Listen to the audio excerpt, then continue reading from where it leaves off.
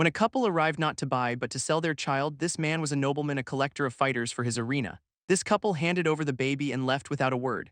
This trader watched the nobleman's carriage depart deeply unsettled. He craved the strongest fighters for the most entertaining matches. He found most slaves to be weak and unsatisfying, but then he saw the child's father a true warrior.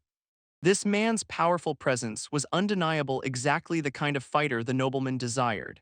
But he couldn't understand why such a man would sell his own child and dropped him into the pit with his arena champion.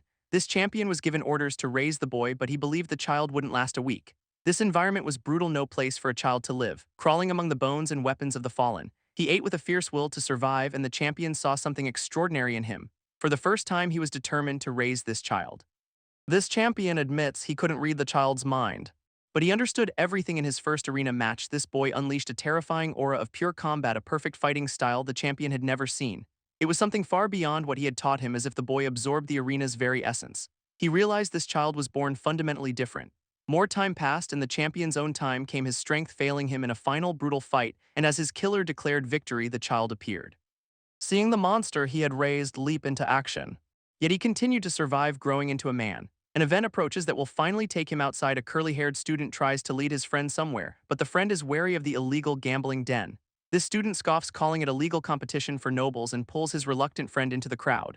This black-haired student follows for a moment, but then he stops dead in his tracks, stating he needs to pay his tuition instead. This curly-haired student smirks, holding a money bag. His friend's tuition money just snatched from him. He dumps the coins onto the betting table, telling his friend it's too late to back out now. He claims he bet his own tuition as well, trapping them both in the high-stakes gamble. This black-haired student despairs over his situation. He prays desperately for his money to be safe. He vows to cut ties with his manipulative friend, but his friend just signals for the event to begin. They're led down a dark torchlit corridor, revealing a brutal fighting pit below. These two students take their seats overlooking the stage, a former plunderer, now a slave warrior. He's called Deathbringer, a newcomer to this arena, and even the senior seems impressed by the spectacle. But his friend is horrified by the brutal reality. This student feels sick, questioning the whole ordeal, and asks if they bet on the plunderer, but his friend reveals they bet on someone else, a fighter named Happy Face, which sounds ridiculous just as the announcer calls for the next contestant. He wonders if the name is some kind of cruel joke, and the crowd erupts into a bizarre chant for Happy Face. This student is utterly bewildered by the strange atmosphere. Then their fighter appears, a boy with a huge innocent smile. This new fighter has no armor or weapons, with a bright smile that doesn't belong in this pit of death. William finally snaps, screaming that this is all wrong. This boy looks lost, unarmed, and sent to his doom, and he glares back, calling them all crazy. Even his opponent Deathbringer is confused by the sight. He came here to kill everyone and leave anyway. With a roar, he swings his massive club to strike. This spiked club smashes down towards the boy, and William flinches away, unable to watch the brutal impact, but he forces himself to look, fearing the worst. This boy lies motionless on the ground, seemingly defeated. But to everyone's shock, he slowly begins to stir, and William begs him to stay down, to not get killed. His mind screaming for the boy to run away, to at least ask for a weapon instead of facing this fate. He clenches his fist, trying to force himself to stop watching, and buries his head, wanting the horror to end. A lesson about the harsh lives of the less fortunate. As a young William argued that it was all so unfair. His father explained that some are born slaves, their paths set, telling him to look towards the beautiful kingdom instead, for that was their destiny, not the suffering below. This young boy clutched his book, absorbing the cruel lesson. Back in the present, William grips the railing tightly. His expression now hardened with a grim understanding. He stares down into the pit, a lone observer against the sky. His friend scoffs, asking if he's really this upset over money. While in the arena, Deathbringer charges again, telling the kid not to blame him for what's about to happen. He unleashes a devastating punch that connects hard, and a cruel grin spreads across his face. And for a split second, their eyes meet, because the boy is still smiling through the pain, as Deathbringer moves to finish the job.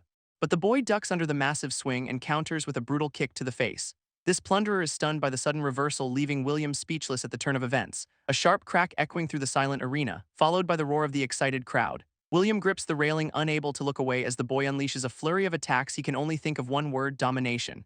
This unarmed boy is completely dominating the fight, who lies broken and defeated in the dirt. This once feared plunderer is knocked out cold, and the announcer declares Happy Face the winner. This crowd chants for Happy Face, but William is still in shock. His friend offers him the winnings from the bet, and William remembers his entire tuition was on the line, but all he receives is a single solitary coin. His friend just smirks, telling him to look at the betting slip. It reveals Happy's win rate is so high the payout is almost nothing. He returns the original money bag, explaining it was never truly at risk, and casually asks if he wants to watch more matches. William just looks down, completely drained by the ordeal. This matches that followed were exactly as he'd always imagined. Unable to watch, William left the arena within minutes. He returned to school and quietly paid his tuition, then resumed studying in his dormitory as usual. His academic awards sit proudly on his shelf, but as he holds his quill, his expression is tense. He grips the quill so tightly, it begins to crack, his gaze hardening with a new unsettling focus. This single copper coin sits on his desk, a constant reminder. He closes his book, his studies finished for the night, and blows out the candles, plunging the room into darkness. But William lies awake in bed, his mind racing. This night brings no peace, only nightmares of the arena trapping him in a vision of blood and chaos. He's drenched in sweat, realizing it's finally morning. Later, his friend is bragging to other students, terrified by the cold, intense look in his eyes. William's voice is low, asking to go to the pit again. Deathbringer suddenly wakes up bandaged and broken. A fellow fighter tells him to get ready for the next match, but the plunderer can only seethe with rage, haunted by the memory of his humiliating defeat. His companion explains that Happy Face adjusts his power, but Deathbringer scoffs at the very idea. He insists it was just a lucky kick, a moment of weakness, but the other man laughs, saying he'd be dead otherwise, a statement that makes Deathbringer's blood run cold. He points to the corpse disposal, his would-be fate, as Deathbringer's anger boils. A cheerful voice tells them to save it for the arena, its Happy Face, and the fighters immediately snap to attention. Deathbringer can only glare, filled with silent fury. Deathbringer glares as the other fighters sit in silence, scoffing at the idea that Happy Face is the boss here. He's convinced the boys' win was nothing but a lucky shot. He looks around at the others, calling them all weaklings, and declares that he's going to take over this place. He yells at Happy Face, calling him a little runt, and demands to know how he ended up in the arena. This boy smiles, explaining his father sold him at birth, saying he was raised by the people here and taught to fight. Deathbringer questions why they all tremble before him, then revealing a scarred and powerful physique. As Happy Face explains, his teachers are long dead, and now there's no one left to give him a real fight. He reveals his true role is to test new fighters. Deathbringer's mind reels, flashing back to the fight, to the boy's crazed smile as the club came down. A calculated move from a seasoned killer. This horrifying truth finally dawns on him. He was being toyed with the entire time. Happy Face smiles, saying there's no need to fight here because they're all fated to die in the arena anyway. He then interrupts himself with a brutal punch, sending Deathbringer flying across the room. This other fighters watch one, noting that all newcomers are like this. His friend suddenly appears, pawning off his duties for the day, handing William a pass and a bag of betting money. As he joins the long line to enter the arena again, meanwhile at a gravedigger's house outside of town, telling him it's time to collect bodies from the arena. This too set off with a donkey and cart, arriving at a field littered with the fallen. Sagar assures his master he can stack the bodies efficiently, and the old man praises his new apprentice's reliability. As Sagar lifts a body, he checks for a pulse and realizes all the bodies have similar marks. He deduces they were all killed by bare fists.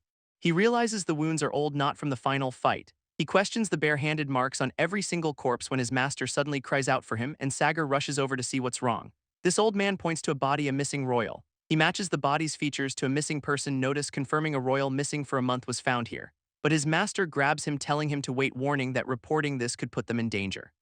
He fears the king would blame them for the body's condition, suggesting they should just bury the body quietly. He declares that justice must be served no matter the cost. He turns and walks away, promising to return. Sagar knows this discovery means execution for everyone at the arena. Back in the line, William holds his pass, vowing one last visit, just one more time, to watch Happy Face fight. Elsewhere, a storm suddenly rolls in with a crash of lightning. A woman rushes to bring in her laundry as the royal knights suddenly arrive in force. They've come for the arena, standing before it in the pouring rain, and their commander slams his weapon down with a thud. He announces that a royal murderer is hiding inside, ordering his men to capture everyone or kill any who resist. Meanwhile, inside the pit, another brutal match is underway, but the crowd is bored, complaining about the lackluster fights. This announcer steps forward to introduce the main event. He reminds them of a serial killer who terrorized the village. This nocturnal demon was unstoppable, meant to be in prison. But the announcer reveals he's here tonight, and his first opponent is none other than Happy Face. William stares in utter disbelief, shocked by the news, as the announcer introduces the nocturnal demon himself. This killer smiles, seeing this place as a paradise for slaughter, and prepares to enter the ring with a sinister grin. But a heavy boot suddenly blocks his path, and he turns to see the Royal Knight Commander standing over him. This commander realizes the arena's owner must have royal connections, as the killer looks up at him with a strange expression. His eye suddenly glows with a menacing red light, and he notices a door has opened behind the knight. This killer realizes they've even given him a weapon, seeing it as a green light to go wild, and with a single swing he sends the killer flying. This announcer waits in confusion for the main event as the crowd murmurs that it must have been a lie. But then someone points toward the entrance. As the commander issues a single chilling command, "Kneel," he declares everyone is a suspect in a royal murder. And a man tries to flee, proclaiming his innocence. A brutal message that resistance means death. William kneels in shock, his money scattered on the ground, while the commander scolds those who haven't complied. But one person is still standing, Happy Face, with a smile. This commander asks if he finds this amusing, and the boy's eyes suddenly glow with a dark power as he lunges forward in a blur of motion. but Happy Face grabs his weapon mid-swing, digging his feet into the ground with immense force. He stops the heavy mace with his bare hands, leaving the commander utterly stunned by his strength. With a grunt, Happy Face pushes back against the mace, his smile widening as he overpowers the commander, but the boy just stands there anticipating the move, realizing he's too close for a proper swing, seeing the perfect opening for a counterattack, sending the commander flying with a brutal impact. Happy Face presses his advantage with a kick, but the commander's eyes show he's not done yet. William is shocked that the knight is still standing. This commander grits his teeth, readying another swing, unleashing a powerful horizontal slash. Just as Happy Face lands on his shoulders, Happy Face grins down at the defeated commander as the knights unleash a volley of arrows, but he deflects them all with a flurry of kicks. This commander curses his men, watching in horror. Happy Face lies on the ground, pierced by arrows, still smiling. This commander can only stare at the wounded boy. He asks if the kid wants to die in humiliation, and decides to grant that wish right now. But a voice suddenly screams for them to stop. It's the announcer, rushing towards them in a panic. He pants, trying to get the commander's attention, explaining the boy only fought because he thought it was a match. He calls him a trained dog who attacks anyone in armor. Happy Face just lies there with that same empty smile. This announcer claims the expression is a disability caused by damaged facial nerves that froze his smile in place. But the announcer swears that it's the truth, revealing he's been this way since he was a baby. He was even smiling when he was abandoned by his parents, and he even laughed when he was stabbed and bleeding. He even smiled as his guardian lay dying before him, and because of this he was called a demon and tormented in prison, but he always survived because he was a natural fighter. This announcer recalls watching from outside the cell, knowing he's seen this kind of misunderstanding before. A boy covered in blood with a smile frozen on his face. He explains that behind the smile the kid is always terrified, seeing only a monster who grins through the pain. This crowd was captivated by this bizarre display, vowing this is his repayment for the joy Happy gave him. This commander's weapon looms over the wounded boy as he dismisses the story, declaring everyone will die anyway. He swings his halberd, silencing the announcer for good, and later the announcer and arena staff are executed. Their gallows are placed right below the king's balcony, a sight that finally calms the monarch's rage. Meanwhile, in a prison cell, William sobs in fear, having heard that everyone involved is next to die. He can't understand what he did to deserve this, begging for his life as he breaks down completely. A voice asks if he's okay. It's Happy Face, and William looks up, whispering his name in disbelief, before scrambling back, shocked to see him in the cell. The boy explained he'd been there all along, that the boy he saw filled with arrows had heard him ask if he was okay, only for the kid to say he faked it all to survive when Happy Face asked if he was scared. Admitting with a wide smile he was terrified of dying, trying to explain the sheer absurdity of it all, but the boy simply told him it was okay when a guard suddenly shouted a new decree. At once, William's family rushed to his side as Happy Face watched from his own cell, turning back to call out the boy's name, a lesson. He was only now beginning to grasp that their fates were predetermined from the start. As a child, he only cried for his father, but knew that wasn't a reason to be executed, as his family pulled him away from the prison, still too weak to act on his own will, until the boy told him it was okay, seeing him standing right at the bars of his cell elsewhere. An official watched the freed prisoners leave, ordering the rest to be sent to the gallows, but a guard stopped him, mentioning a special case, making him a slave instead of being executed, and the official demanded to know who it was. The guard explained the person had no name, and the official understood the announcer's final act. A week later, at a desolate slave market, Trader watched the boy in his cell, deciding it was best to just let him starve, when a voice suddenly offered to buy the child. But the trader claimed no children were for sale. She just pointed to the boy crying so sadly, and the old woman insisted she would take him, seeing his pain reflected in her own gaze. Later, her granddaughter was shocked by the news, worried about her grandmother being alone with him. Her grandfather said they were old and needed help, but she still couldn't bring herself to trust a slave, so she decided to visit and judge him for herself.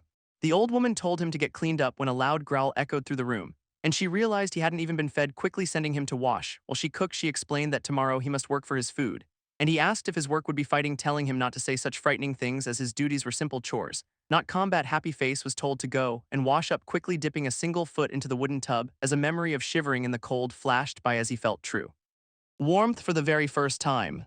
He sank down into the bath, his scarred back exposed, a simple comfort he had never known in his life. It felt as if all his past pain was washing away. And afterwards he was given clean clothes, a warm meal simmering over the fire, in a home where he was finally cared for. The old woman even tended to his wounds. He called her master, the only title he knew, but she gently asked to be called grandmother, a word that was completely alien to him, so she asked him what was on his mind. He timidly asked if he could go outside, and after a moment of silence she agreed. He stood beneath the open sky, finally free, remembering being a child in a dark room, and the words of his guardian in their cell, who promised a world far bigger than any prison. He looked back over his shoulder with a smile, gazing at the country house that was now his home. The old woman told him he was free to leave, but he walked back inside, having seen all he needed, to his bare feet, stepped onto the wooden floor, reminding him of his first steps as a toddler, and the man he called Dad who held him. And seeing that same kindness in the old woman's eyes, with a bright smile, Happy Face said he was ready to work. And she returned his smile with pure warmth as the boy, now in an apron, welcomed him. The old man asked his wife about the child she brought, and she defensively insisted that this was the one. He just laughed, knowing their granddaughter would be surprised, and decided they should all get along from now on. Happy Face looked on with such a hopeful expression, the three of them forming a new family. And for him, it was the warmest day of his life. But that peace was suddenly shattered by a rock while that night William stared out a broken window, living through the coldest day of his own life. Within a week, the arena story had spread through the school, and William was branded a criminal in his own dorm, his awards taken and his scholarship cut. And with expulsion looming, everyone turned their back on him. He stood alone, his future crumbling before his eyes, remembering his father begging an official for mercy, the shame of it twisting in his gut. He stormed out of the room, determined to fix this, pounding on the senior's door, shouting for him to come out, insisting he was innocent and never saw royal, as the senior scoffed, telling the barbarian to get lost, and William's face contorted with betrayal and rage. The senior mocked him in front of everyone as his hand tightened on the wooden pass. He finally snapped, lunging forward in a blur, and smashed the pass into the senior's face. The other students grabbed him, calling him crazy. But the senior just smirked, saying his expulsion was confirmed. That night he was kicked out of the dormitory and fled to the mountains to cry alone. William wept alone in the mountains, feeling hopeless, when a cheerful voice asked if he was okay, and he looked up in shock, recognizing Happy Face. The boy said he was just looking for a snack, offering a bright red mushroom with a smile. William quickly warned him that it was poisonous, while from the bushes, a group of men watched them. One of the men confirmed he came from the Nobles' University, so their leader assumed he must be rich, dismissing the boy as a dim-witted companion, their eyes glowing red with greed for gold. And William was moved by her kindness toward the boy, while Happy Face just laughed, glad to be alive. He then asked William why he was crying earlier, but before he could answer, they were interrupted. A man emerged, asking what a noble was doing here, and the boys turned, realizing their danger. More armed men stepped out from the darkness, and William's expression hardened as he told Happy to get down. Happy looked on, confused, as William fell to his knees begging for his life, and offering all his money. The bandits just laughed at his pathetic display. The leader revealed their real target was his parents, and as they moved in, he insisted he wasn't a noble. One of them grabbed Happy Face, laughing at the simple boy, but the boy suddenly smashed a fist into his jaw. The bandit dropped to the ground, out cold, as Happy Face turned with a chillingly wide grin. Another bandit accused him of the attack, and he brought it down with brutal force. A second man fell unconscious in the grass. Happy Face cracked his knuckles, ready for more, prompting the furious leader to order his death. The man lunged forward with his blade drawn, but the boy dodged and countered with impossible speed, landing a kick that sent the leader flying, then effortlessly evaded another attacker's swing from the ground. He grabbed a fallen axe, his eyes glinting, and in a whirlwind of motion took down another man. The leader could only stare in absolute terror as the boy stood over them while they begged for their lives. And a chilling memory surfaced that he was an arena champion. The remaining bandits screamed in terror and rage as Happy Face turned to William with a blood-splattered grin, leaving him to wonder if this was even possible. He remembered the Royal Knight's defeat also with bare hands. His gaze then fell down to the ground, where he spotted a wanted poster near a body. He picked it up, reading the arrest notice, learning these men were the infamous exile clowns. William explained this to a clueless Happy Face. He revealed they were the largest criminal group in the kingdom, with a bounty placed on them by the king himself, and William's eyes widened, realizing the reward was huge, suggesting they turn the men in for the money. The boy's eyes lit up at the word bounty. But at the office, an official denied the claim, but the man said his slave status doesn't change, so William offered to put the bounty in his own name, and the official processed the paperwork for him. He immediately gave the pouch of money to Happy, tell buy food, not gather mushrooms. But Happy just smiled, admitting he didn't know how to shop, so William offered to teach him how to shop. They walked through the town, growing closer. The two of them parted with a cheerful goodbye. William watched him leave with a small smile, letting out a heavy sigh alone on the street. The next morning finally arrived, while the senior he attacked sat with a bandaged head. The head official stood to deliver the judgment. The official recounted the assault on the other student, but then he paused for a dramatic effect, awarding him a medal for defeating the exile clowns, leaving the boy shocked. By order of the king, his crimes were forgiven. The senior seethed, unable to comprehend this turn of events, sneering at the thought of a commoner's family having such power. The story then flashed back to the night before, where Happy Face tossed and turned, unable to sleep, his body racked with a sharp internal pain, making him wonder if he was just hungry. But the truth was, his body, conditioned for battle, found that peace was a source of discomfort. And after the fight, he finally felt at ease. He slept soundly for the rest of the night. Meanwhile, a blonde person arrived, warmly greeting the family. An older man asked about the little one they'd taken in, and the blonde person revealed a small gift for him. They called out to the boy to come see, and Happy Face appeared in the doorway with a huge smile. The blonde person froze, dropping the gift in shock, a small wooden bird falling to the ground. Happy Face just waved, introducing himself with a grin. Later, the farmhouse, the mood was tense. The blonde person told the older man they were scared, but he calmly suggested they just watch him a bit longer. From what he'd seen, the boy seemed like a good person. Outside, Happy laughed with her, unaware they were being watched. The old man said he was the brightest person he'd seen in a long time, and above all else, he was an excellent worker. As outside, he cheerfully carried a heavy barrel for her. The old man got emotional, glad things would be easier now, but the blonde person remained skeptical and thoughtful. Later, an axe rested on a chopping block surrounded by logs. The blonde person grabbed it, insisting they could have done this without a slave. A log split cleanly in two with a sharp crack in the background. Happy walked by carrying buckets of water. The blonde person stopped asking if he already fetched the water. They told him to rest, saying they would handle the firewood, and Happy Face happily agreed with a wide grin. He set the heavy buckets down by the well, then plopped down on the grass to watch. They turned, annoyed, asking why he was still there. He explained he wanted to learn since it was his job now. A small smile appeared as they admitted that was a good attitude. They told him to watch and learn well, gripping the axe handle with a new focus. They tied back their hair, getting serious about the task, and brought the axe down with a powerful swing. Both of them fell silent as the work went on until they nervously explained how to make kindling. With a grunt of effort, they swung the axe high and brought it down, splitting the log perfectly in two. They looked up with a triumphant, proud smile, eagerly asking if he saw their perfect swing. The old man watched from above, smiling to himself, until the grandmother arrived, telling them to stop. The blonde person, Winnie, asked if they needed more wood, but the grandmother revealed he'd already chopped a huge pile. Winnie stared in disbelief at the mountain of firewood, then turned to Happy, confused by his earlier request. He explained he wanted to learn proper form since his shoulders hurt, and Winnie panicked, saying he should have told her he'd done so much. As Winnie fretted, the grandmother told Happy to go rest, and she thanked him for his hard work, leaving Winnie fuming. The sun began to set over the farm. Winnie relaxed in the bath, admitting it was nice having help, and with the chores done, the house felt peaceful. But as she dried her hair, she heard a noise outside. Watching him run off with a large basket on his back, and she wondered where he could possibly be going so late. Winnie burst in, asking where Happy had gone, and the grandmother recalled giving him his freedom after work.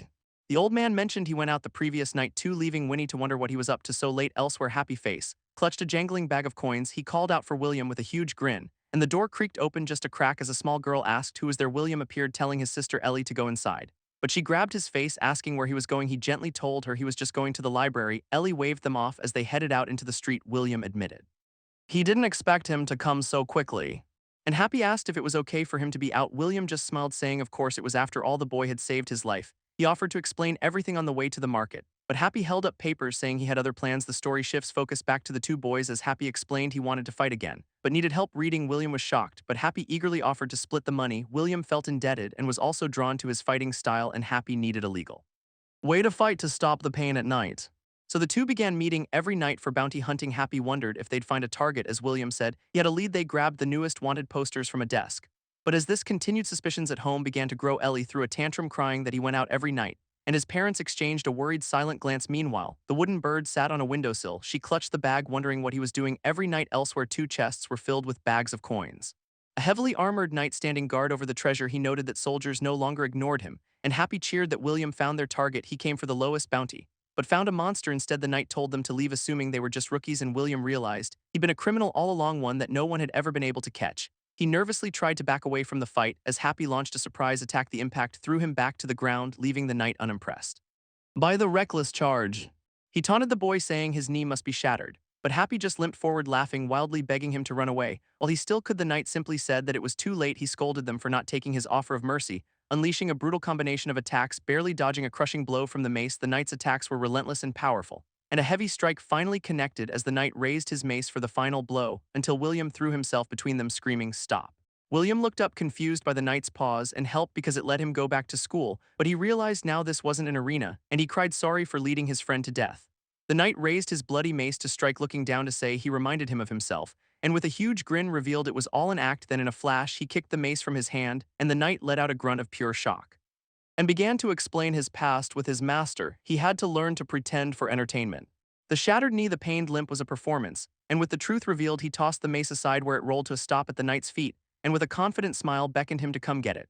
As Happy explained, he never fought because he liked it, revealing he fought to avoid being tortured to death, but the trauma was now embedded in his body, and that's the reason he has to fight now. He landed a solid kick against the shield, but the knight taunted him, saying it was useless, as the two exchanged a flurry of blows.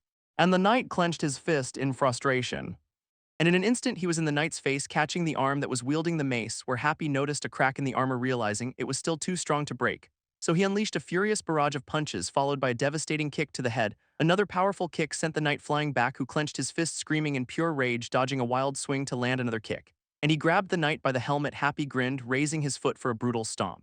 And the knight let out a pained scream, yanking the dazed man up by his collar, but stopped, pinning the knight with his foot as the armored man could only gasp for air, and the knight's eyes widened in absolute terror, kicking the knight away from his own defense while Happy stood ready, a grin on his face.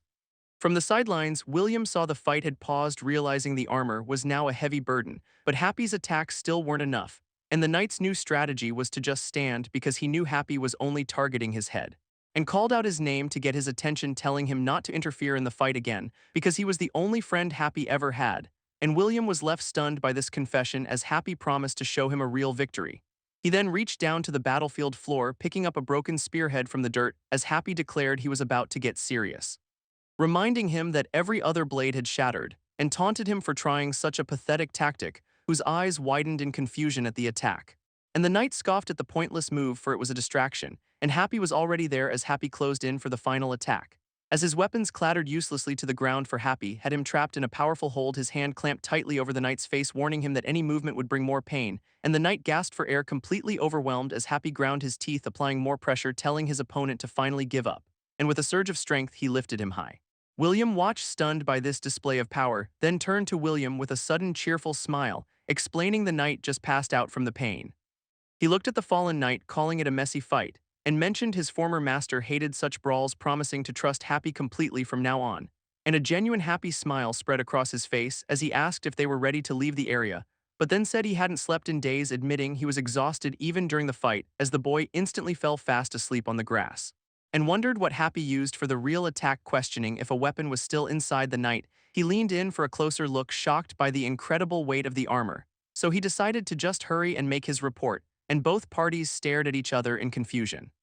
The commander of the group looked on suspiciously, and a flicker of recognition crossed his face as he glanced back at the weapon in William's hand, when a younger knight suddenly shouted in excitement, explaining his unit was ambushed by that criminal.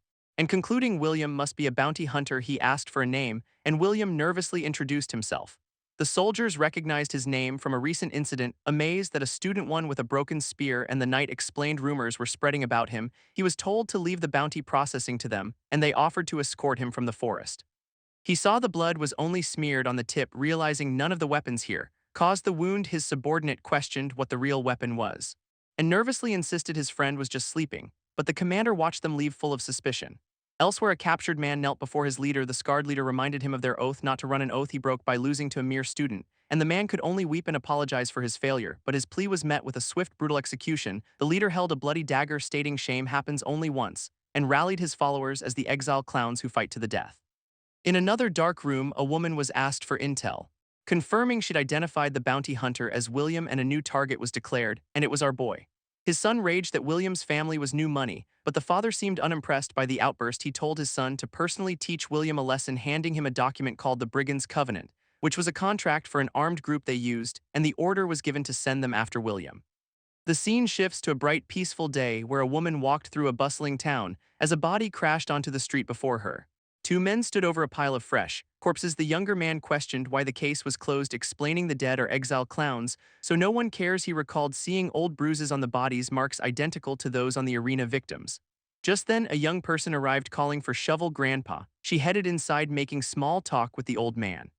The old man joked about his impending doom when the young woman turned around, suddenly confused, and greeted Sagar with a warm smile, as she offered him some herbs as well. The old man told Winnie she was too generous, but she said she wants to care for Sagar too. The old man noted Sagar had lasted over a month, and the old man asked what was wrong as she began to confess her own worries. Later, an old woman was shocked to learn they hired a slave, but his past at the arena is what troubled her most, and she voiced her fear that he was up to no good.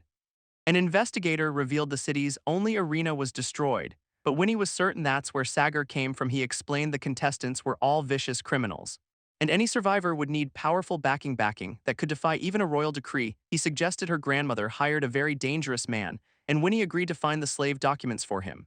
Winnie left the two men to their conversation, as the old man gave Sagar a grim warning, telling him he'll find a blade before he finds the truth. But Sagar just wants good people to survive in this world, a conviction he held with all his heart. William arrived home carrying Happy on his back and carried him toward the nearby farmhouse, and entered to find Winnie and her grandparents inside, and soon they were all gathered by the fire. Winnie asked if they go bounty hunting every night, and William decided to tell them the whole story, his life in the arena and his facial disorder and the constant pain that kept him from sleeping, moving the grandmother to tears with the tragic tale, and Winnie's suspicions finally began to fade. With the story told, a fire crackled warmly and a bed was prepared for Happy's first peaceful night. A new dawn broke over the quiet farmhouse, and Happy woke up, his face lit with a joyful smile, his eyes wide with a wonder he's never felt before. He looked up to see Winnie standing over him, who gently asked why he hid his constant pain. He could only look back still smiling, but silent as Winnie apologized for misunderstanding him for so long. He finally explained his deepest fear that in the arena the useless were thrown away, but Winnie told him this isn't the arena, and that her grandmother already considers him family. She promised to cure him so he never has to fight again. Vowing their family will help him live a normal life, she reminded him she's an herbalist for a reason, reaching out her hand with a determined smile overcome with emotion. Happy looked at her hand. He then revealed he bought something with his first earnings, and slipped a simple shining ring onto her finger. He just smiled innocently, asking what was wrong as she frantically explained it was a wedding ring. The grandfather held out a bag of money, and Happy insisted they take it all for his cure. Overcome with emotion, the old man hugged him tightly, promising to use the funds for the family. As her grandmother approached with a knowing smile, all of Winnie's previous suspicions finally melted away. She now understood why her grandmother called him a child. He was pure innocence, even gifting them rings as well. He read it while resting on a rooftop as William approached, offering to buy him a meal when the nobleman's son suddenly appeared begging forgiveness, and agreed to talk with the man for a moment. As they walked away, Sagar watched from above. The nobleman's son muttered a curse under his breath, then turned back to William with a false apology. In a flash, he shoved William off the high ledge. He hit the hard stone with a sickening thud. Before he could recover, a group of thugs surrounded him. William struggled against the thugs, demanding to know who they are. As the nobleman's son approached the building where they'd taken him inside, the thugs slammed William to the ground, and he looked up in agony, asking why this was happening. The nobleman's son watched the brutal assault from above, William's hand lying bloodied on the cold floor. His rival loomed over him with a sneer, admitting his hatred. William asked what he did wrong, but was told he was at fault. He didn't understand the source of such deep resentment, and got a vicious kick for not knowing his place. The nobleman's son scoffed at the idea of earning respect, telling him only power and family matter in this world. He taunted William, claiming everyone at school hates him too, saying no one wants a nobody to succeed, and they'll celebrate his demise. The nobleman's son prepared to spit on him, a final act of utter contempt. He told William to learn how to grovel in his next life. William could only hang his head in defeat. The nobleman's son ordered his men to finish the job. He turned and left the room, closing the heavy door and locked it from the outside, sealing William's fate. The nobleman's son gripped the handle, thinking this was nothing, just a natural display of his authority and power. From above, Sagar watched the villain walk away, realizing the thugs were mercenaries on a kill contract.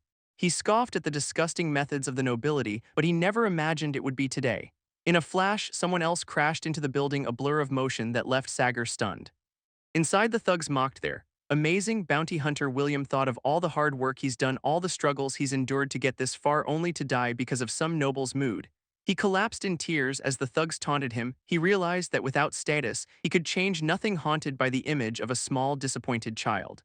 Suddenly, a woman grabbed him by the hair as the thugs demanded to know who she was. She slapped William hard, trying to snap him out of it.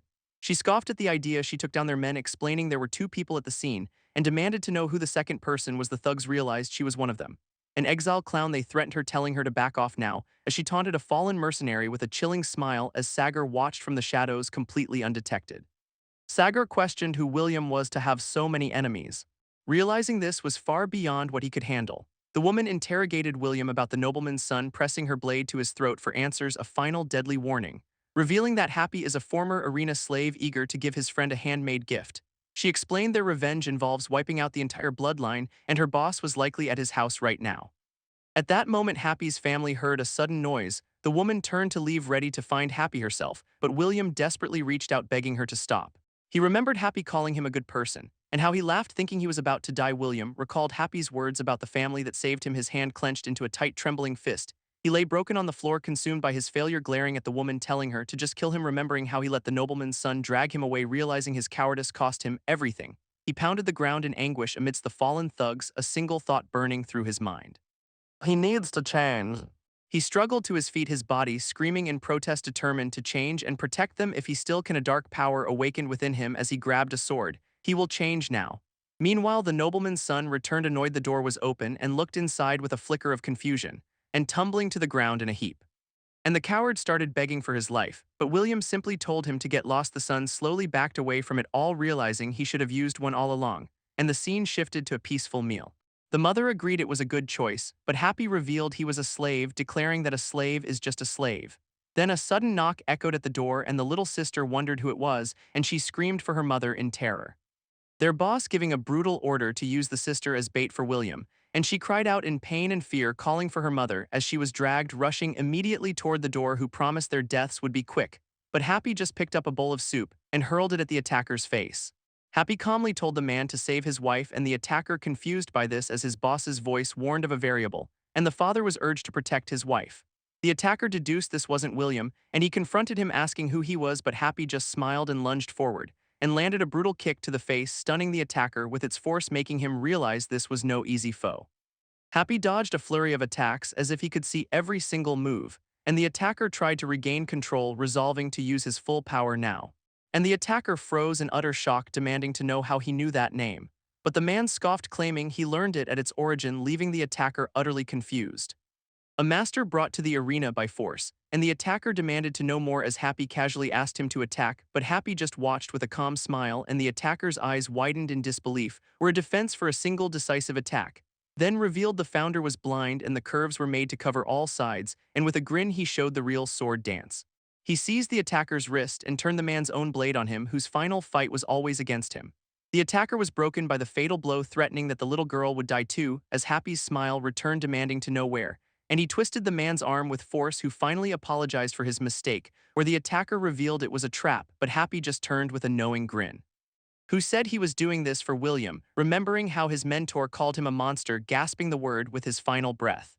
Leaving a young masked Happy over the bodies, and the people at the farm were kind, making him feel human for the first time. He asked the father to tell Ellie not to worry, his friend was walking to his death, and with grim resolve he decided to go, yelling for someone to report the attack, who fought off attackers before going home, and the captain dropped his food in shock, and the captain wondered why they were so bold, leading his men to intercept at full speed.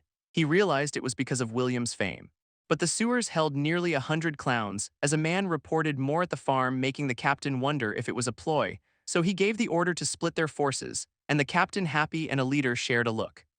Deep in the sewers, Happy faced an army, but the man scrambles up and sprints away as the man screams he's an exile clown, as the clown from the city caught his breath. But Happy just smiled, saying they came to kill, so he would fight until he died too, and the leader watched, confident in his numbers. Happy exploded forward with the first punch as the entire army of clowns drew their blades, charging forward in a wave of fury, and he gripped his sword, vowing to save Ellie. He dove into the fray with deadly slashes and carved a path through the enemy ranks as a clown screamed for him to fight, his sword cleaving through two men at once. He moved like a phantom through the chaos, then blocking two attackers at the same time, but another attack came from behind as a clown lunged with a savage snarl, but his hand was sliced, his sword dropping. And Happy sent him flying with a kick. The remaining clowns saw only a monster, and their leader realized he wasn't killing, his gaze fixed on Ellie, certain he could win. Enraged, the leader ordered them to attack, so he looked down at the terrified girl, but the leader just smirked, saying it's too late, and finally fired the bolt, but a body suddenly appeared to take the shot as he saw William collapse to the ground. And the leader crashed hard, his weapon shattering, using the chaos to sneak toward his sister, but Happy told him to keep her safe.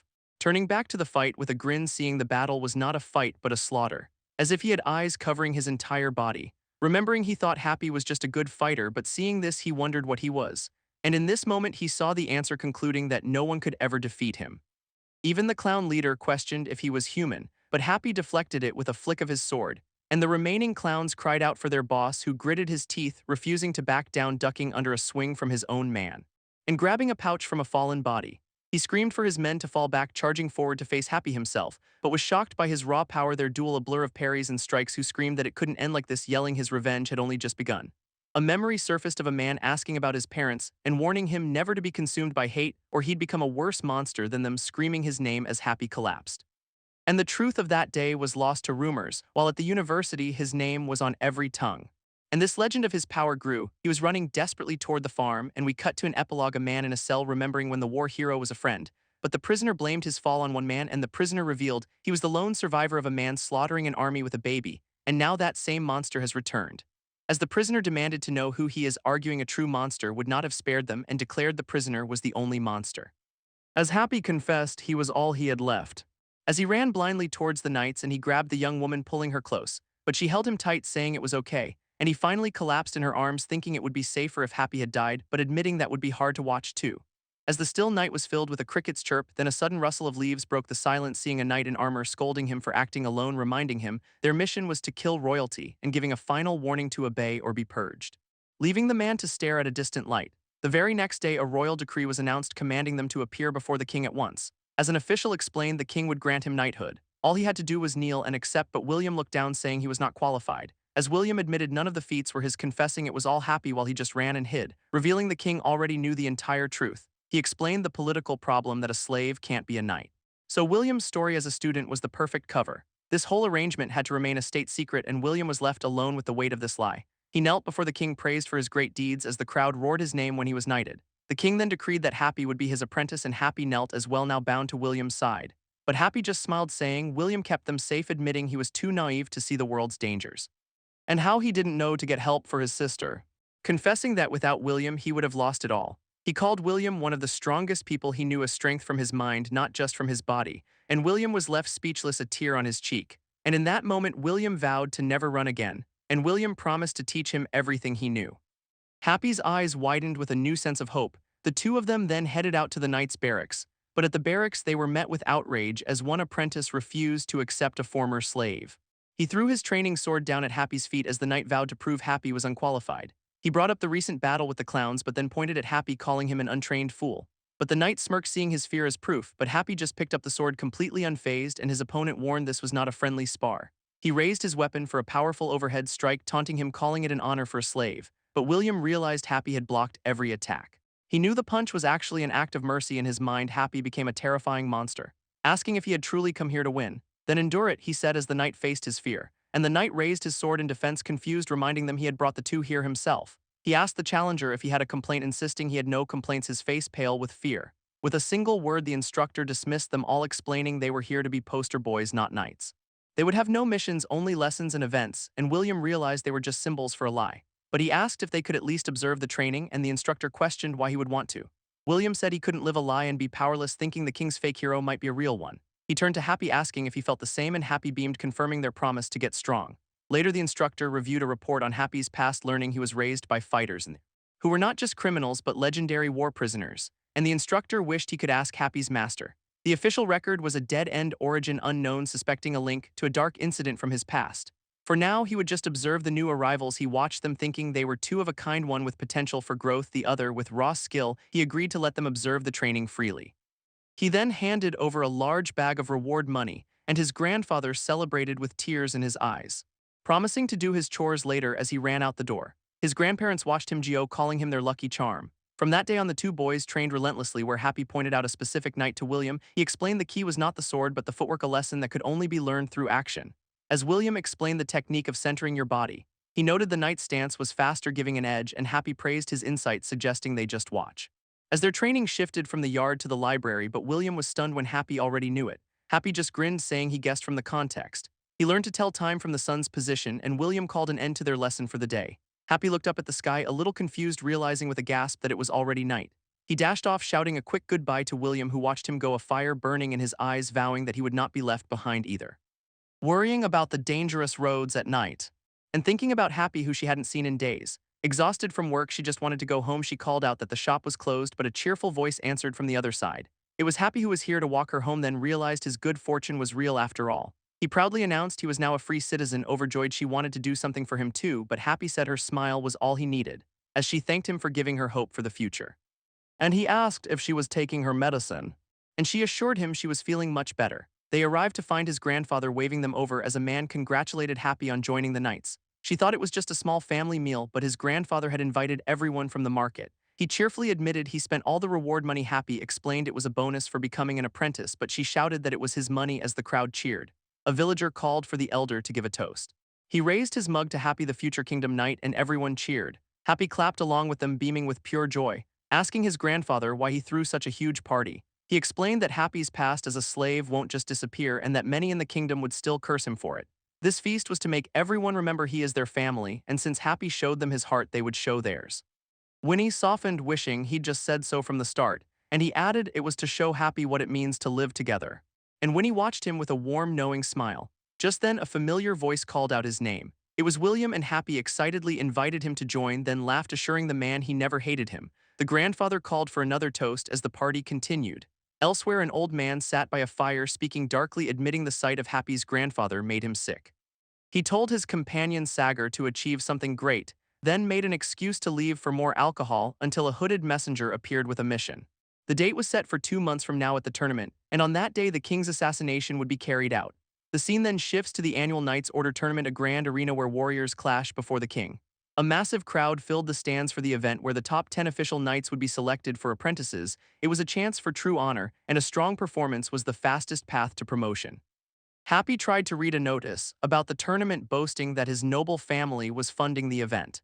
He declared with a smug grin that this was his stage, and it would be disgusting to have a former slave on it. The noble's son warned that all the families agreed, then turned to another apprentice to mock someone else, recounting how a boy was beaten so badly he cried, scoffing that the opponent was weaker than a baby. Happy just smiled, saying their taunts had convinced him to join, that a liberal arts exam had been added to the process. William believed the host family was trying to exclude him. And meanwhile, the noble's son offered a gift to an apprentice, revealing it was the answer sheet for the exam. This blonde apprentice refused, saying he didn't need it, but the noble's son taunted him about losing his streak as the noble's son gave him a knowing smirk. Meanwhile, Happy told William the taunts made him want to compete, and Happy asked if he was willing to beat the system. William admitted they were far behind in study time, but he thought he could predict the exam questions. Happy was stunned, asking if that was even possible. And William explained he was always first by knowing the examiners. If his predictions were right, they might just pass, though he warned it was a very slim possibility. A week later, he passed the exam, celebrating among the shocked apprentices. With the tournament a month away, his success enraged many. The host family's son was furious, accusing Happy of cheating, and other nobles were outraged their children scored lower. But a few who saw him studying felt ashamed of themselves. Having seen the values of old war heroes in his answers, he argued that the will to protect people must come first, but about saving it the philosophy of a true warrior. One of the examiners was visibly moved by his words, and this examiner offered a small bit of help. He saw more than a simple fighter in Happy's past. With a determined grin, he wanted to see Happy's journey unfold. Later, Happy asked William if he would join the tournament, but William hesitated, fearing his skills weren't enough. Happy then posed a question: what if he could become strong enough? And the arrogant noble's son called it a waste of time. He led his group away, laughing at the mouse in the warehouse, leaving William to wonder if that's how he really looked. He realized his own movements were completely messed up, so Happy suggested a way to fix it by sparring. He would mirror William's every move to help him improve, and William was stunned, questioning if that was possible, but Happy stood ready, declaring it was his turn to help. William entered the training hall with a new focus. William lunged forward with incredible speed. He had to dodge, defend, and measure distance. At once, this wasn't just a fight, it was a game of moves, a world of strategy where Happy had always lived. And now William was finally starting to see it clearly, ducking under a swift attack from Happy. But then he realized this attack was a feint, and knew a counterattack was the only answer. Realizing, Happy faked a slash to deliver a thrust. He let out a breath, defeated in the exchange. The warrior he used to be, with one day left, William had remade himself completely. But more surprising than his own progress was Happy, who had perfectly copied his every mistake and habit. Happy cheerfully suggested they end early for the day, and William agreed, a new confidence on his face, telling him to simply sit by the king and greet people. He assumed William wouldn't join to hide his lack of skill, knowing a month of training was nothing against real knights. Still, he declared his intention to take the evaluation. The host family's patriarch feigned fairness to the judges. The opening match was announced: William versus the rank 2 knight. The commander quietly told the knight to go easy on him, revealing William had never even held a sword before. He ordered the knight to end it quickly to avoid suspicion, but he was also curious about Happy's skills. But before the match even started, William lunged forward, and the nobles mocked him for making a rookie mistake. But the rank 2 knight seemed to sense something was wrong. He never expected to see this level of skill from William. The referee finally signaled the start of the match, a promise he would fulfill as he dodged with impossible speed. He flowed across the arena, a blur of motion, and in the crowd only Happy knew the truth, one that even Happy struggled to keep up with. But his judgment is flawless and his strikes are precise, as he landed a clean blow against the knight, but then he would strike like a seasoned predator. The crowd was stunned, realizing this was no mere demonstration, and he tightened his grip on the wooden sword. But William suddenly stopped his attack, confused. He had wanted a real fight, a true test of his skill, and he was ready to give it his absolute all. While the commander marveled at his unexpected skill, but the knight revealed the truth: he couldn't continue, as he was forced to put weight on his injured foot, and with a grim look he admitted his own defeat. In the crowd, an apprentice scoffed at the outcome, speculating that William was baiting a bigger attack, a clever strategy to counter with his limited strength. Griping about how lucky the servant was to get real training, when Happy suddenly offered them a chance to train too, and the lead apprentice tried to regain his composure. A crowd eagerly begging for a chance to train with William, refusing to go through a servant to get to a knight. A smug noble watched the chaos begin to unfold, calling them forward as if they were livestock. Other nobles praised the man's son for not tolerating filth, as 2 apprentices prepared for their match in the arena. This smug noble's son licked his lips, eager to take his opponent apart. Elsewhere, an apprentice called out to his friend Finn, asking about his previous fight with the guy now in the ring. His friend explained that he happened to see that match, remembering how Finn screamed in denial after his defeat, but he also recalled something strange about the victor, a distinct feeling that his opponent was holding back. Finn just got angry, refusing to talk about it. His friend pressed on, asking him a simple question: could he actually win if they were to fight again? Finn was struck silent, a cold sweat on his brow as a terrifying memory of that fight flashed in his mind. His friend admitted he gets a weird sense of discomfort from that guy. Finn just scoffed, saying he only looks dumb to him, but they would find out the truth with this match as Happy grinned, ready for his evaluation to begin, telling him to only use proper swordsmanship in the tournament. He realized during their first spar that the judges are biased, and they won't acknowledge Happy's true unorthodox skill. Happy grinned, ready for a fight made just for him, dismissing it as the only thing he probably knows, while the smug noble offered his son a huge bonus for winning. He drove his opponent back with a powerful thrust, causing the noble's son to cry out in shock, and brought his sword down with incredible power, leaving him staring at the sky in total disbelief. A thin line of red appeared on his forehead and he collapsed to the ground, utterly defeated. While the other apprentices couldn't believe it was over so quickly, the smug noble seethed with rage in the stands, and the referee suddenly waved a flag ordering the fight to continue. William and the commander stared in disbelief at the blatant corruption as the referee admitted to himself he took a massive bribe. He had to ensure the noble's son would win by decision, yelling that even a graze would secure victory with bonus points. The noble's son got to his feet, vowing to stop being careless. And William watched, horrified that the match was actually resuming. The noble's son thought he'd figured out Happy's only trick, a simple plan to dodge the thrust and then counterslash. But Happy's next attack slammed right into his guard. He screamed that he hadn't shown his real swordsmanship, yet inventing a flimsy excuse to restart the match again. Finn's friend watched, realizing the difference in skill was massive, and William saw it for what it was, a perfect victory. While Happy just smiled, telling his rival to get up, knowing by the scoring his opponent was already defeated. As he told the noble's son, he heard he was a top apprentice, but from what he could see he was just bottom tier. Happy explained he's watched everyone train for a month, a spirit that intimidates others into giving up early, and Finn realized Happy said the exact same thing to him. The noble's son snapped, screaming as he charged forward. Happy easily blocked the desperate attack, but Happy knew his fighting spirit was already broken, that Happy had planned this from the very start. The noble's son stared at his broken hilt in confusion, the blade now stuck in the dirt at his feet. Happy even offered to fight him with his fists, and the referee finally declared Happy the winner. In the stands, the smug noble recoiled in utter shock as his son collapsed in total humiliation, and Happy asked William if just winning wasn't enough. William explained it's about showing the will of a knight, telling him to look around if he didn't understand. The lead apprentice stepped forward, demanding a match with Happy. But the commander knew the crowd was united in one desire. The lead apprentice said the last opponent was just hot air. He told him to come at him with everything he's got, and Finn's friend was stunned by this sudden change in personality. The lead apprentice gripped his sword ready for battle and unleashed a powerful opening strike, but Happy met it with a lightning-fast thrust. Their blades blurred in a flurry of attacks, and a red-clad observer realized this wasn't apprentice-level skill. He saw a solid foundation with nowhere to run. As their swords locked in the center of the arena, and grinned, acknowledging his opponent was no ordinary fighter. The lead apprentice claimed his own style was superior, and official screamed that his head was cut off, but it was just a joke, he had only fainted. The hilt of the sword being the final blow. Touching his bruised neck, he admitted it was flawless, but true defeat comes from moves you've never seen. The apprentice felt his entire world had collapsed, but Happy told him he just broke the mold and saw a vision of a true brutal battlefield. But William had already found him some sparring partners. A whole crowd of apprentices now wanted to train with him, and Happy was officially confirmed for the tournament ceremony. The young girl wanted to cheer for her hero Happy, and Happy quickly hid the secret message, a charm meant to protect him from the dead. It was a reward for all his hard work here. Happy accepted the gift, feeling it's exactly what he needs. His master joked about his salary, and they headed off. In a misty forest, a knight read a similar note. The younger knight begged him to run and warn the kingdom. A lone assassin declared her mission to kill the king. To when the boss of the exile clowns was jailed. In a dark cell, he was tortured by a mysterious knight who demanded to know who targeted the royal family. The knight revealed their initial suspect was innocent, explaining how a noble took the fall to close the case. But the knight's group was still hunting the true culprit. The boss questioned his authority to investigate further. He knew this man wasn't from the official knight order. The knight admitted his faction also planned to kill the royals. They had to plant a corpse to redirect the investigation, warning that one more mistake would ruin everything. The boss realized assassins were hidden everywhere, and the prisoner finally broke his silence. He explained she was an outsider, not one of them, who joined them with the sole purpose of killing the king. They gave her intel, and she immediately captured a royal.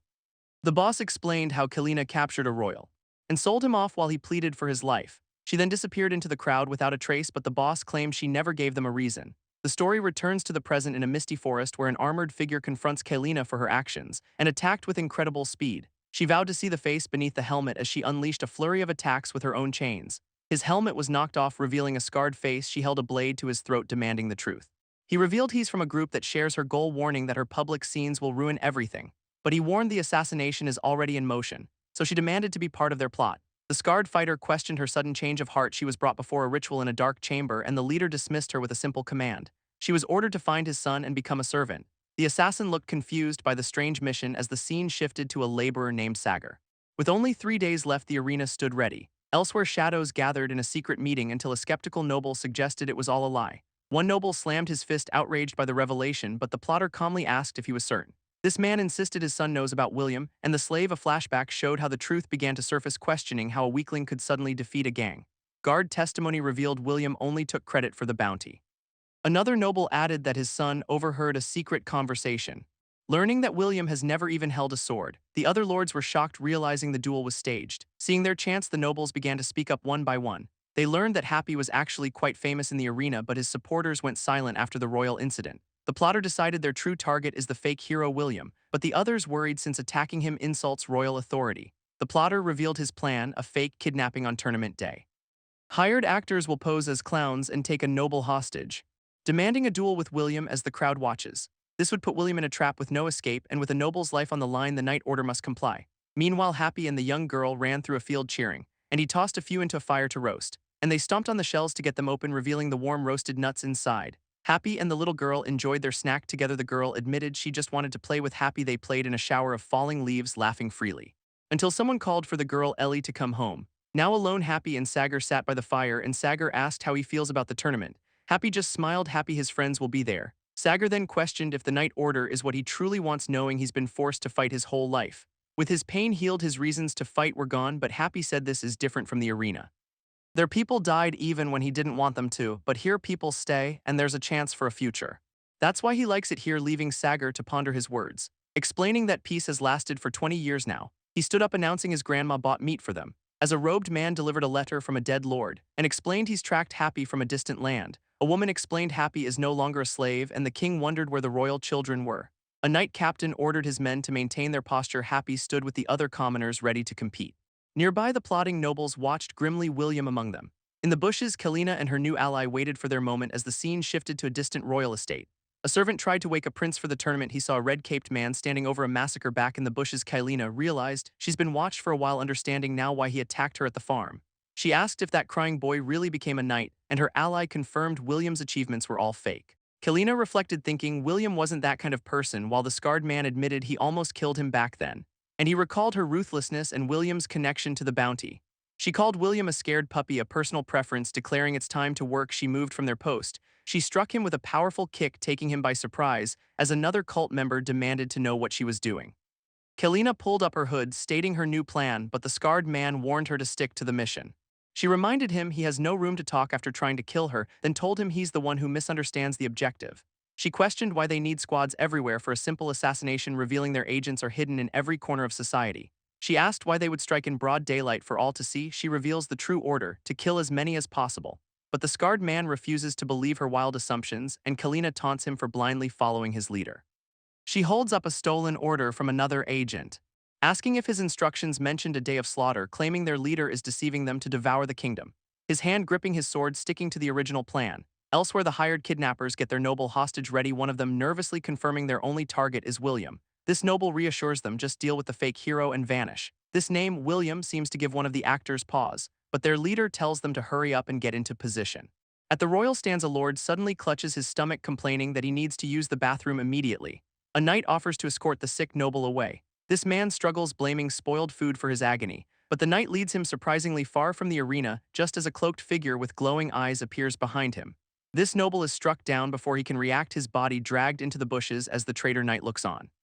A knight hears a strange cry for revenge. This hired actors demand a duel with the hero, while another claims all the nobles have been captured. This hostage urges William to step forward heroically. He starts begging for his life, confusing his captain, and the actors realize their plan is falling apart. This captain sees it's a scheme but notes their real swords. Sagar's family watches on, thinking it's a tournament event. This king furiously demands to know who is behind this prank. One of the actors sighs, admitting he only came for William. As the ropes glow red and painfully bind everyone involved, Kalina issues a new ultimatum: send William or die. Elsewhere, the true plan is revealed: kill the royals and begin the massacre. Haunted by the memory of Kalina's brutal attack and her chilling promise to destroy his entire bloodline, he lived in constant anxiety after she escaped the farm, waking every night to check on his sleeping family. He decided to channel that terror into one single purpose. Back in the present, William steps forward with resolve, but his captain warns him that he's walking to his death. This king knows that if William doesn't go, others will die, forcing him to make a choice and hope it's the right one. Wondering if William had been preparing for this very moment. He remembers dismissing the boy's stubbornness in the past. This cult member in the crowd smirks, confusing his allies. Suddenly, one of the actors swings his blade at the noble hostage, and Kalina warns them not to move, claiming all nobles are targets. This terrified noble begs them to cancel the plan immediately, but he's silenced with a swift punch to the face. One of them telling him to finally understand the situation, and the lead actor realizes their fake play has become deadly real. This lead actor realizes this is no longer a performance. One of them fears their plan is spiraling out of control, while another confronts his partner about hiring real assassins. This captain orders the actors to come with him, warning him of the consequences if he fails. But William declares with confidence that he will win. Admitting William's skills have greatly improved. But he knows the boy can't use his full strength here, not in his first real life-or-death battle. She mocks his hero act, but he vows to end her. His defiance surprises her, a testament to his training, so she decides to play with him for a bit. She lunges forward, easily deflecting his strikes, then counters with a swift kick he barely blocks. She springs off a nearby wall, keeping him off balance. He stumbles back as she closes in for another attack, but she smirks, knowing he won't have time to think. Her attacks come in a blinding flurry, and she warns him of an attack from below. She taunts him, saying she's not trying to kill him, and Kalina mocks his fear, calling him a puppy. She turns her back on him, bored with the fight, promising again that she won't kill him, but Happy sees the opening, a chance to counterattack. William lunges forward for a stab, revealing his fear was just a calculated move, wondering how the trembling boy found the nerve to attack, but Kalina's shock turns into something far more sinister. While the hired actors scream they were just following orders, but the actors insist they were only hired to harass William, and the lead actor breaks down, confessing to the entire act. When a commander warns him something is terribly wrong, this king stands in shock, seeing the empty seats. A soldier explains the captain took troops to find the nobles, falling right into the kidnappers' trap. This senior commander senses danger, ordering their immediate return. It spots a lone figure near a dark cave, and the captain reveals a hidden enemy is at work. This soldier runs for his life, an arrow in his back. She warns him the real danger is already here. As she confesses she only wanted him to escape, William asks if more of her cultists are hiding, but she confirms the clowns were just a distraction. She explains his actions created a much larger shadow, and in the crowd the cultists watch the chaos unfold. One of them draws his sword, declaring the slaughter has begun, striking him down in a shocking betrayal. As the traitorous guard lunges for the king, she finishes her warning, everyone else will die. As the contestants realize all the weapons are gone, one of them is stabbed from behind, crying for help. A young man screams out his friend's name in horror, warning the others that traitors are among them. This pressure rises as the dangerous clash keeps escalating. A woman begs a knight for help amidst the chaos, but she stabs him in a shocking betrayal, revealing she's a cultist welcoming a new world. Happy and the other contestant watch from the stage. As the cultists begin their slaughter in the stands, one of the contestants makes a run for it. A young woman desperately fends off an attacker. This entire stadium is a killing field, and a chain wraps around his arm, stopping him cold. Seeing smoke rising from the capital in the distance, he realizes the attack is happening everywhere, and he unleashes his fury on the traitors, and the cultist leader explains their bond is faith. This cultist leader preaches of staining the land with blood. His father reveals he knows the cult's true identity, a group that has worshipped a demon since the Age of War. They saw its overwhelming power as a divine, while even the exiled clown Happy was one of its victims, and the commander's father admits he knew it was the demon's work. Fearing its return, he advised the lone survivor to go into exile, but when the knight refused, he was branded a liar. It was an easy lie to sell to the other kingdoms, but this perceived safety made them the perfect sacrifice. This demon's influence had been growing in the shadows all along. His father explains the Mad King was only seeking peace and that their own people were the ones who worshipped evil. Realizing his actions were all part of a summoning ritual, he glares at his father, betrayed by the hidden truth. A scarred cultist named Sagar is told to head for the castle as the commander, now in chains, learns this was all a show for him. Sagar is ordered to leave them to finish the massacre when an elder gave them amulets to ward off the dead, where the cult leader awaits him on the throne, asking if this was the new world he was promised. This leader confirms it was all part of the plan. His master confirms it, asking how the truth feels. Sagar admits he couldn't bear to watch the slaughter, but the leader praises his will to achieve their goals. He embraces the boy, declaring it's time for their new world. But Sagar trembles, and the leader asks why he's afraid. He can hear the dead pounding on the doors, a horrifying vision of corpses trying to break through. But his master tells him to destroy it. There are no dead. This leader calls Sagar weak, an illusion created by fear, and he crushes the protective amulet under his boot, telling him to look again at the silent doors. A horde of the dead bursting through the doors. He watches in horror as they swarm his master when a new figure suddenly appears in the hall. As William explains, he never wanted to kill anyone, and that's why he always fought without lethal force, and how none of it ever made any sense to him. It was the same at the Battle of the Exiled Clowns. He refused to become a monster. This leader scoffs, reminding him he killed them all, but William's face contorts, declaring they aren't people, they're monsters. He points out Sagar left right as the chaos began. How could he have fought through them all so quickly? This leader is stunned, accusing him of stealing their weapon, and William whips the broken chain like a flail. And he draws his own blade, calling the boy a fool. He throws a dagger, but William deflects it with the chain. William catches it midair, a confident smirk on his face. As William uses the chain to swing across the hall, he hurls the captured weapon back with deadly precision. This leader can only think of his impossible skill, and the leader is visibly shaken by this display.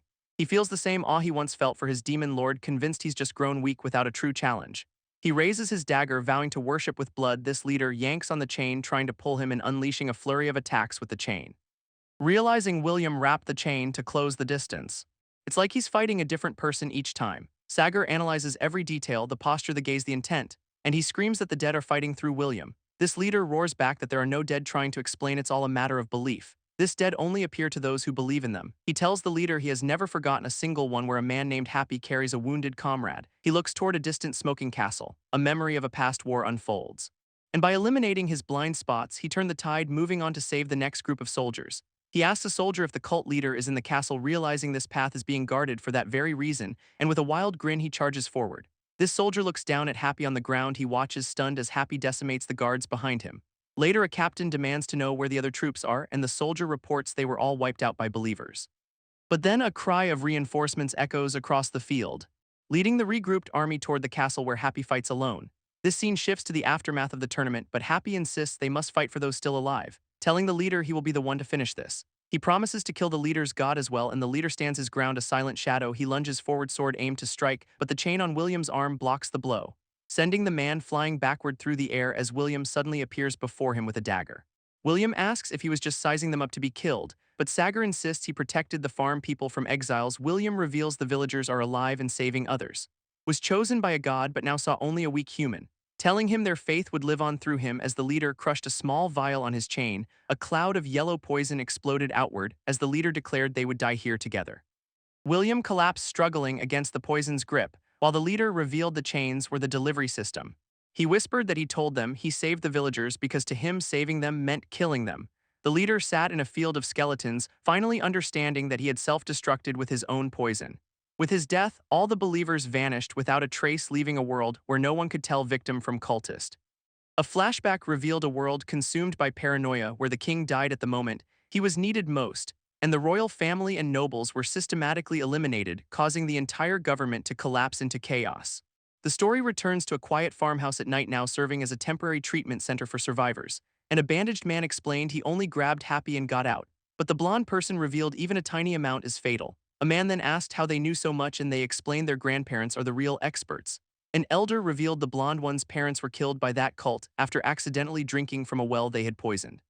A painful memory showed a young child watching them suffer, explaining their family's deep hatred for the religious group. As the blonde person recalled how Happy's body fought the poison, a bearded man asked if he was poisoned in the arena, but Happy just smiled, saying he didn't know why, leading him away from the others for a private word. And the soldier presented a scroll taken from a body, learning it was a will left for Happy by a man named Lukastian. The soldier confirmed the captain's hunch was right all along. This will told of a lone knight who survived a massacre, and a fanatical cult that drowned the kingdom in blood, all in service of a monster they called their god, a demon the king himself confirmed was real before he died. But Lukastian's letter revealed an even darker truth, claiming Happy was a child abandoned by that very demon. The letter's author, a nobleman, began his tale to Happy, admitting his twisted desire to witness the strongest thing alive. He wrote that Happy's parents were his ideal subjects, the perfect embodiment of strength he craved to see. So he began searching for the parents who sold Happy and vanished, and after a long hunt he finally found them, or at least the place where his own soldiers vanished without a trace. He spent years poring over ancient texts for answers, a place the kings called the demon's sleeping grounds. Generations of royalty had guarded this secret location, and the nobleman believed fate brought him Happy, the demon's abandoned child. Lukastian wrote that his harsh methods were to forge Happy's strength, because he never wanted Happy to die at the demon's hands. He declared that Happy had become his perfect ideal, and the letter included the secret location of his parents. The captain looked up, asking who else knew about this, confirming it was now just the two of them. But one thing was certain, Happy was on their side. He knew the cult was still active, trying to summon their god, and decided they must warn the allied kings of the threat. The soldier worried the kings would see them as enemies instead. So the captain resolved to hide Happy's identity for now. A long and difficult journey lay ahead of them. The scene then shifted to a celebration at night as villagers congratulated Happy on becoming a knight apprentice. A friendly neighbor introduced himself with a warm smile, but that happy memory faded, replaced by a field of graves. An old man asked Happy if it had already been 2 weeks, noting he'd been digging without a single day of rest. The survivors mourned in a field of endless graves. As the old man noted, a mass burial would have been easier. The boy explained it was because he remembered them all, telling the blonde person they were memories, not just fights. As Happy continued his solemn work, the others headed inside. The old man found the blonde person slumped at a table, who couldn't accept that Sagar was part of the cult. He admitted he never suspected Sagar was the leader's son, adding that Happy believed Sagar tried to save them. But they refused to see him as anything but a killer. The old man looked on, unsure what to say, when a voice called for Happy, telling him it was time to leave. Meanwhile, Sagar sat alone in a dark, confined space. A question hung in the air as the memory returned, his father's voice declaring the cult now belonged to him. The leader asked why he did nothing with this power, and Sagar admitted he lacked the heart for such a life. A survivor with pink eyes burst from a hiding spot, complaining loudly. The old man shushed them, but they insisted everyone had left. He revealed he saved them because he believed Sagar wasn't a bad person. The pink-eyed survivor asked why they were saved too, and the old man said they'd be dead without Sagar's help. He told them to run away now that they were healed, but they scoffed, saying the kingdom was too broken to hunt them. Besides, branded as fanatics, they would be hunted wherever they go. The old man panicked at the thought of them staying, but they didn't care. They turned to Sagar, asking about the cult's plans now that he was in charge. Sagar denied any interest in leadership, saying the cult moves on faith alone. The survivor asked what kind of faith that was. He solemnly stated that their god would save them. The pink-eyed survivor proposed a chilling plan: find the demon and join its side. They argued that after years of worship, they could choose who to save. The old man was horrified, but they called it their method of survival. The scene shifted to a flashback of a family packing to flee. A young man told his father they must leave the doomed kingdom now. He listened to his father's words, his expression unreadable. But then he made a shocking declaration: he was staying. He saw people trying to rise from the ruins and decided to join the knights. His father was left speechless by his son's selfless choice. Back in the present, the captain approached Happy with a proposal. They would split into two groups heading in different directions, and only the most trusted would go, as the cult's threat loomed large. An axe rested on a chopping block as rain began to fall. The village elders discussed the order, agreeing Happy must be sent. But the blonde person argued against it, saying he wasn't ready for a long journey. A banner flew over the grieving kingdom as they prepared to march. The captain rallied the troops, honoring the fallen king's will. He spoke of those who lost family and now sought revenge, of others who simply wished to forge a new path, and of those leaving loved ones behind like Happy. He acknowledged that everyone had their own reasons for being there. Elsewhere, the blonde person rested their head on a table, defeated. An elder told them they should go on the journey too. She reassured them they would be safe with another family, urging them to protect Happy. The blonde person looked up, stunned by the suggestion. A small pouch of flowers was tossed through the air, landing in Happy's hands as he sat in a cart. The blonde person suddenly leaped onto the moving cart, knocking Happy over as a knight told him to get used to horses. The blonde person leaned in close, whispering they were coming too. The expedition began its long journey across the countryside. How the world felt so big, yet now it shrank behind him. He asked with wide-eyed wonder just how big the world is, and the blonde person mused it was too vast to see in one lifetime. Happy was completely amazed by the thought of it, which brought a small smile to their companion's face. As evening approached, the captain called a halt for the night. He assigned the first watch, telling the soldier to rest up. The captain finally turned, demanding to know why they were here. They cheekily explained that every expedition needs a healer. They reminded him they saved his life from poison. He vouched for their skill, recalling their heroics at the tournament. The captain glared defeated as the blonde person smiled in victory. With the argument settled, the group made camp for the night. Happy and the blonde person worked together, setting up for dinner. A soldier asked if he'd brought enough water for the camp. A pot of stew bubbled over the warm campfire, and the blonde person hummed, pleased with their cooking. They mentioned the captain and another soldier were out scouting. Deciding to save a portion for the night on watch, Happy excitedly asked when they could finally eat, and they both looked up, startled by the noise. A lone traveler on horseback emerged from the darkness, slowly making his way toward their camp, but he simply tipped his hat as he passed by. The man continued on his journey without a word, and Happy just assumed he was a fellow traveler. But under the same moon, a darker scene unfolded as the traveler revealed a stash of stolen jewels to a group of bandits. He told them he found more things to rob on the way, ordering them to gather the loot before he returned. His men celebrated the abundance of prey in the area. Meanwhile, the captain deemed the area safe, finishing his patrol, walking right past a pile of hidden bodies, completely unaware of the threat. While the knight on watch enjoyed a bowl of stew, but from the bushes, unseen eyes watched the camp, and the bandits froze, thinking they had been caught. But Happy just cheerfully announced he needed to pee, and the guard waved him off into the darkness. Happy wandered away from the safety of the camp as the bandits began to creep forward silently. They assumed he had come out looking for them, but the boy was just searching for the perfect spot. The bandits saw their chance, take him out first, and they closed in on Happy's unsuspecting back. An axe swung down for the killing blow, but a massive log smashed the attacker away. The other bandits were suddenly ambushed by flying wood. and it was Happy effortlessly dispatching them with a wild grin before a powerful kick sent him flying.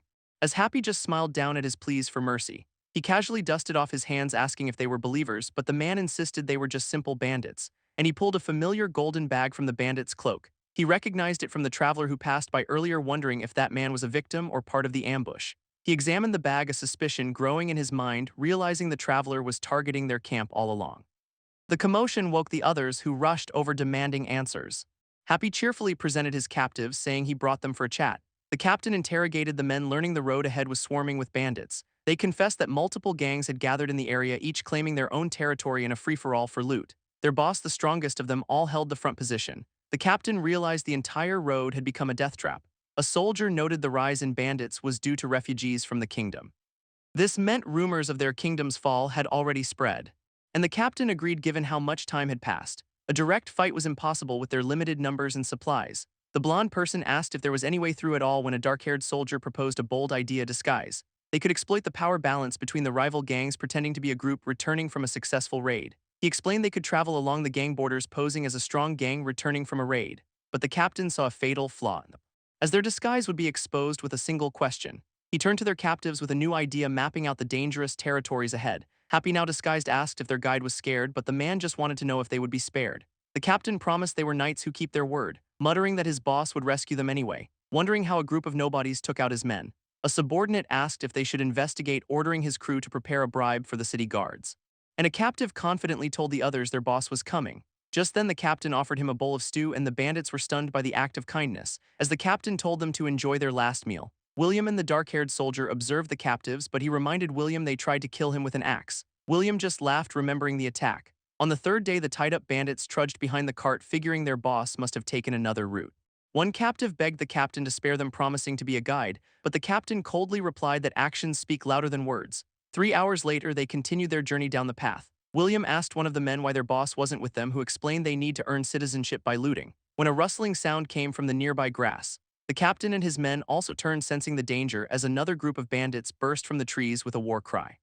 The horses panicked as the captain tried to control his mount, his eyes wide with surprise at the sudden ambush. An overhead view revealed they were completely surrounded. A new heavily armed bandit leader stepped forward. He said they needed a negotiator for this standoff, and a captive volunteered, claiming he knew the bandit lingo.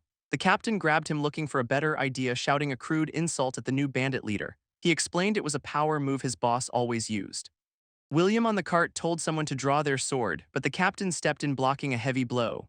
The bandit leader fired back, demanding to know who they were. He claimed to know every gang but not their faces, so the captive quickly improvised they were a new gang, and the captain played along, asking if he wanted a war. But the leader was suspicious. Newbies don't get the front line. The captain pressed, saying they just wanted to pass through. The bandit leader was taken aback by his confidence, but revealed his own camp was just up the road. The captain and his men stood in grim silence, and he shoved the captive down with a single command, using the man as a club to smash the bandit leader. The leader stumbled back, stunned by the sudden attack. Just then a man in a boar helm appeared, calling the bandits fools for not recognizing their prey, and the captives confirmed they were a top-tier gang. A blonde knight grabbed a captive in a rage, screaming at him for provoking such a deadly crew. But it was too late. A bandit charged forward, and though the attack was blocked, a captive was struck down. The battle erupted as the captives cowered by the wagon. The captain defended the horses from another attacker, ordering his men to use the wagons for cover. The bandit leader just grinned, ready for the slaughter, and ordered his men to take everything they had.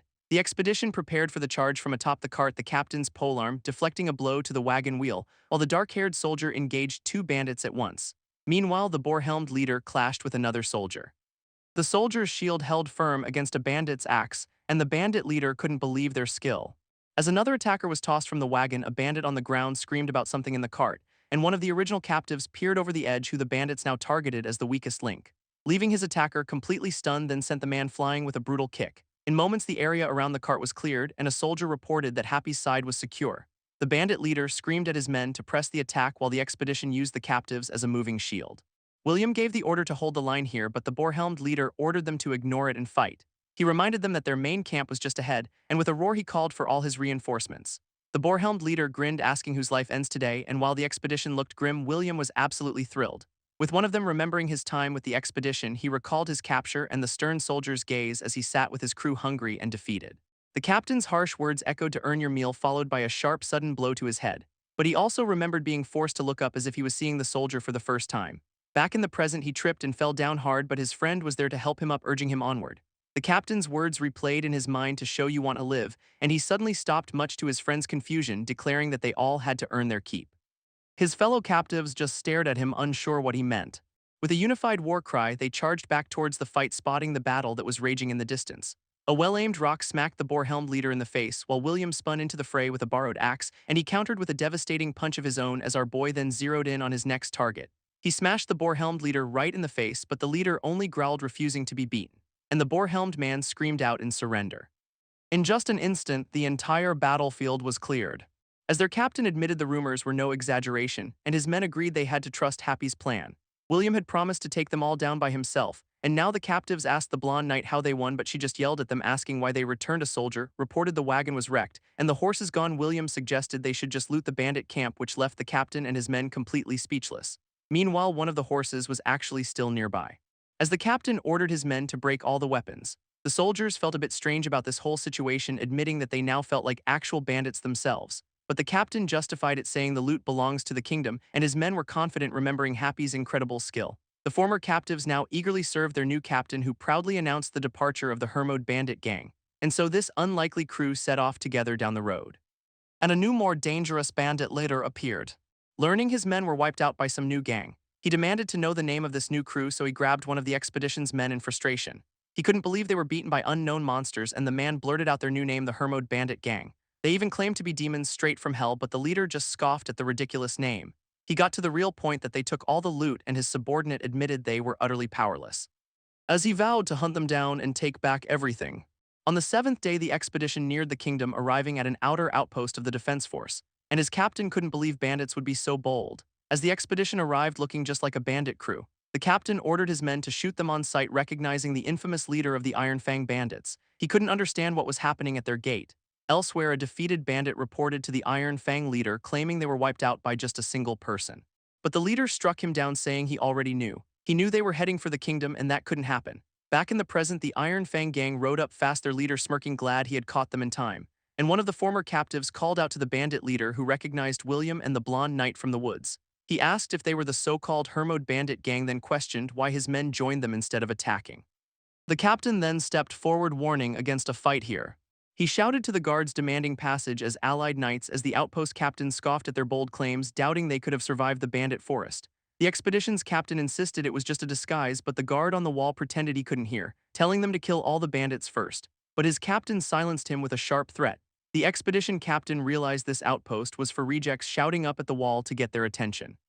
But the Iron Fang leader interrupted, done with all the talk, and one of the captives warned them to run from the monster. But the expedition captain ordered his men to form ranks. William, who had fought the hardest, was nearly collapsing, and a captive asked him why he wasn't running, but William just drew his sword, saying there's nowhere left to go. The expedition captain declared they don't fight for treasure, but for the people they are sworn to protect. But the Iron Fang leader scoffed at the challenge, revealing he planned to kill them all from the start. In a flashback, a different bandit leader attacked his own men, vowing to kill all the useless idiots in his crew. He cut down one of the captives without hesitation, but another captive blocked the next attack with a shield. He rushed to his brother's side, seeing the wound, telling him they needed to stop the bleeding now. His brother tried to help him to his feet, but the dying man said he always fought to protect them. Back in the present, the Iron Fang leader loved the fight. Then the captain made a shocking move, throwing one of his men. The captain used his own man to break their fall. The bandit leader unleashed his fury on another soldier, but his attack was blocked by a shield. He hurled his axe at another, sending him flying back, while the man used as a cushion lay dead below. Even the expedition's men were stunned by the chaos, but the outpost guards just watched impassively from the wall. William's eyes burned with anger at the senseless violence. He confronted the leader, asking how he could betray his own men, but the leader just scoffed at the idea of comradeship. Clashing blades with the Iron Fang leader once more. The bandit leader pressed his assault, vowing to kill him. None of the other Iron Fang bandits had moved at all, and he questioned their absolute obedience to their leader, realizing the entire battle hinged on this one duel. He wondered if this was Sir Hermod's plan all along. Happy had explained his current style was too aggressive, that he lacked the stamina for such risky moves. He couldn't keep gambling on life-or-death blows, and instead must use the shield to create a strategy, to let it absorb the attack while he planned his next move. It was a way to conserve his strength and body to endure until an opening finally appears, then he could execute his attack with certainty. A memory of Happy's own battle flashed in his mind. Back in the present, the outpost guards were stunned, and one of them turned to his captain in disbelief. that the bandits heard tales of Happy's overwhelming power. It was the fear that had been planted deep inside them. This whole battle was a chessboard where only the leader needs to fall. A sacrifice made for a future they could believe in. Leaving a trail of defeated bandits in his wake back in the present, the Iron Fang leader was furious, his rage exploding as he promised a swift end. The leader's madness is what made him a monster, his bloodied fist connecting with brutal finality. He lay dead, his reign of terror finally over. On the wall, the outpost guards were frozen in shock. He frantically yelled for his men to open fire, but the archer looked down, confused by what he saw. As Happy stood among the dead, a terrifying grin on his face, as the bodies of the fallen lay all around him, the outpost captain finally relented, ordering them taken to the guard post. The heavy gate began to lift as the outpost captain watched them from the tower above. He was sweating, still shaken by the display of power. Meanwhile, in a village far away from the kingdom, a woman with long black hair complained about their mission, questioning why they were in such a rundown bar. As a new group of bandits stormed the tavern, she begged for her life, pleading with the woman at the table. As the bandit shoved the woman to the floor again, the fallen woman got up, apologizing for the trouble. Her companion finally spoke, revealing their purpose, and the bandit leader demanded to know what was happening. As the black-haired woman stormed out of the building, furious that her companion didn't warn her, she remarked on the chilling nature of this cult, but her companion said it's not insanity, it's faith. She scoffed at the idea, believing faith always fades. His father, a cult founder, had left him with no answers, and now there was only one way to get them. He must confront the demon at the cult's origin, a mission to hunt down believers for information. They would follow the trail to the demon's true form, but she questioned his goal, revealing her own. She scoffed, believing survival means siding with the strong. And he revealed it's the king of an allied nation. Elsewhere, a king was told an expedition had arrived, a strange ruler with an unsettling mask-like face. The woman was stunned. A cult member sat on a throne, but her companion said there's more she doesn't know. The time to stop the cult has already passed. At that same moment, another expedition found a city burning, their commander declaring this slaughter is only the beginning.